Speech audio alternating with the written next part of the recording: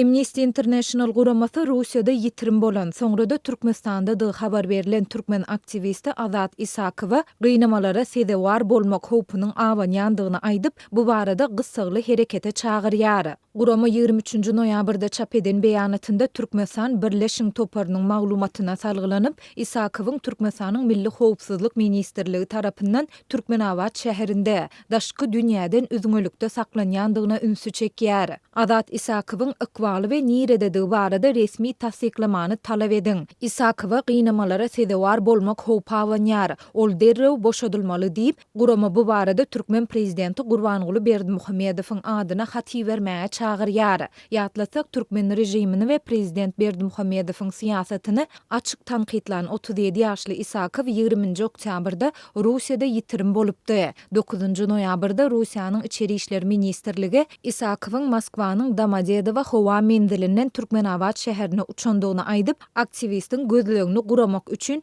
Türkmenistanyň kanun goraýjy edaralaryny ýüz tutmagy teklip edipdi. Emma Isakowyň egindeşleri we insan hukuklaryny goraýjy toparlar Türkmenistanyň 2020-nji ýylda pandemiýa bilen baglykda halkara uçar gatnawlaryny ýatyrandygyna, şeýle-de aktivistin türkmen pasportyny ýitirendigine ünsü çekip, onuň Russiýadan Türkmenistana bir kanun iýerilendigini aýtdylar. Amnesty International guramasy öz beýanatynda türkmen lideriniň adyna ýazylan hatyňdy sosuna hem çap edip, onda Berdimuhammedow Isakowyň ykbaly we ýerleşýän ýeri baradaky maglumatlary gysga wagtda aýan etmäge çagyrýar. Şeýle-de hatda eger Isakow Türkmenistanyň hukuk goraýjy organlary tarapyndan tutsaglykda saklanýan bolsa, onda onu gynamalardan we ýowuzluklardan goramaga, maşgalasynyň aktivisti baryp görmegine ruhsat bermäge we zerur bolan halatynda onu lukmançylyk kömegi bilen üpçün etmäge hem çağırış edilýär. Isakowa derrew azat edin ýa-da ýeterlik we ygtybarly suwutnamalar bar bolsa, oňa garşy halkara derejesinde ikrar edilen jenaýaty amala aşyrmakda aýplama bildirin diýilip, guramanyň türkmen lideriniň adyna ýazan hatynda bellenilýär.